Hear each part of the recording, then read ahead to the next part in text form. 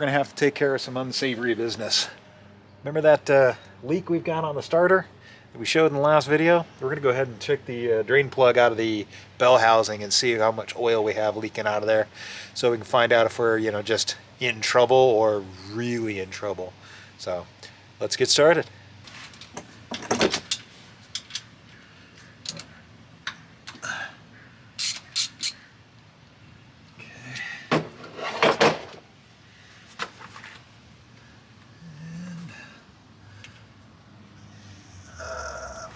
Oh yeah. Oh yeah, that's not good. We're in the about a quart. Yep, that's in the not good category.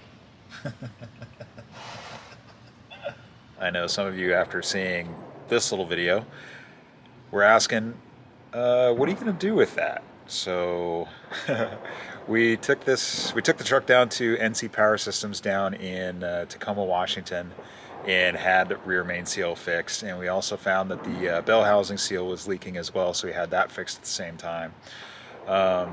We've been running it around with the fording plug in the bell housing for a little while just to make sure that it's not leaking anymore. So we're going to pull that right now and find out if we had money well spent. Well, all right. I've had this thing running around for a while, and now, oh, that's nice and loose. That's good. Let's grab our red Solo cup just in case it's not empty. Oh, what is that? Oh, it's water. Okay. Well, that's why we keep that plug out. Gross. Alright, and we put this in the fording holder plug area.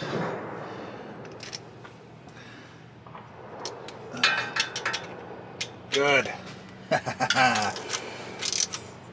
4,000 bucks well spent.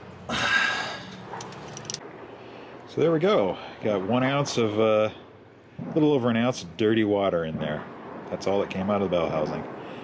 So, not a lot of, no oil in there, so we're pretty happy. So there we go. Not a whole lot in the bell housing, so if you're new to the channel, I'd love to have you a subscriber. Of course, I'll leave all the costs and all that stuff down in the end credits, but yeah, we'll see you in the next one. Until then, stay safe out there. Yeah. Tastes like victory. Or cancer. One of the two.